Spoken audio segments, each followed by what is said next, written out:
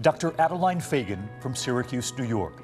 She was just 28 years old, and she had dreamed of being a doctor since she was a little girl. She was playing Operation and trying to fix up her dolls, and she held on to that goal and she went for it. Dr. Adeline Marie Fagan. When she walked across the stage, and we were just beside ourselves, so proud because, you know, it was her dream. She was starting her second year of residency in Houston, delivering babies during the pandemic and treating COVID patients in the ER. She started feeling sick and then fought the virus for 2 months. Her parents traveling to Texas. My mom told me that when she had to leave, she said to Adeline, "Adeline, I love you," and she kissed her. And Adeline is, you know, goofy as she was, made a kissy face back at my mom. And so we know that she knew that she was loved and that we were there, and even till then. There have been so many families forever changed. Helen Jones Woods, a trombone player. She was a founding member of the International Sweethearts of Rhythm. That's her on the right. Do you want to jump, children? Yeah! The Sweethearts were the first integrated all-female big band, touring the country in the Jim Crow era and during World War II. We had breakfast at 6 o'clock and we started rehearsing at 7.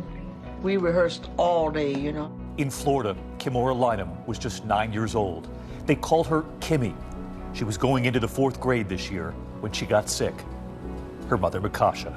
She was very talkative and just really, really happy. She made friends very easily. She was perfect. Jermaine Stevens was a defensive lineman at California University of Pennsylvania.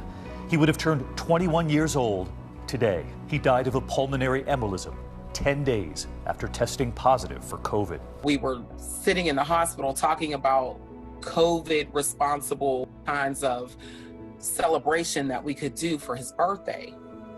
So to go from that to get to the hospital the next day and he's gone.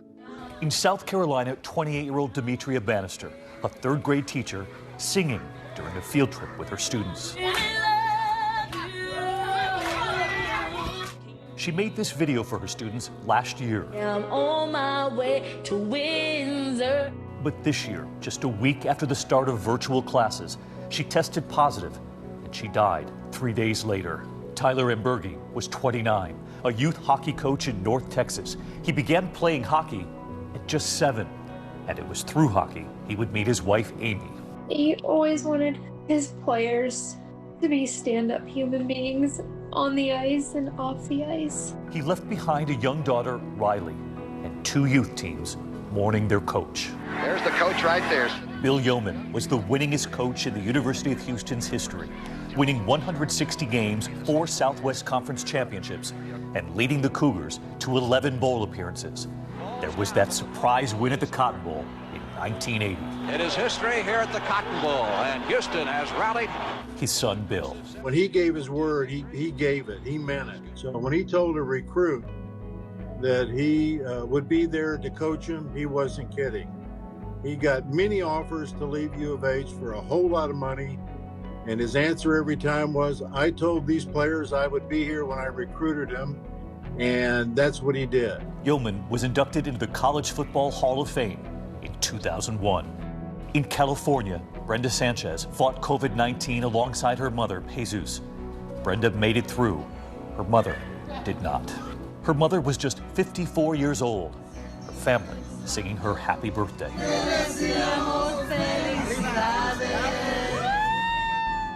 Joanne Reck had long worked as a nurse. She was living in a retirement community in Florida when she got sick. And when she was taken to the hospital, her 90-year-old husband, Sam, getting into full PPE to see her one last time. You don't recognize me with all this junk on my face, but it is Sam. I love you, sweetheart. I love you so much. They were married for 30 years. Finally getting to hold your hand after all these months. Brian Sadler from Ringwood, New Jersey. He worked as a paramedic for 36 years.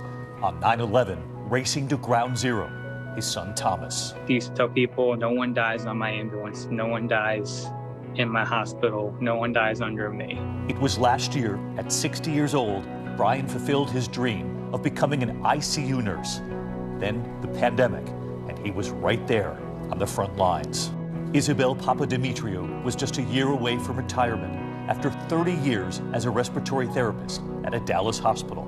She went into work bravely, despite knowing how dangerous it was, and she kept going in. Her daughter telling us she would always send gifts and messages and videos. Lots of kisses. Mwah. Bye-bye. Isabel became a grandmother last year, and it was fitting that the grandmother who had sent so many gifts, the last gift arriving after she passed away, for her granddaughter, Lua, a pair of shoes. I want Lua to know that my mom was a hero and that she stopped at nothing to be there for others.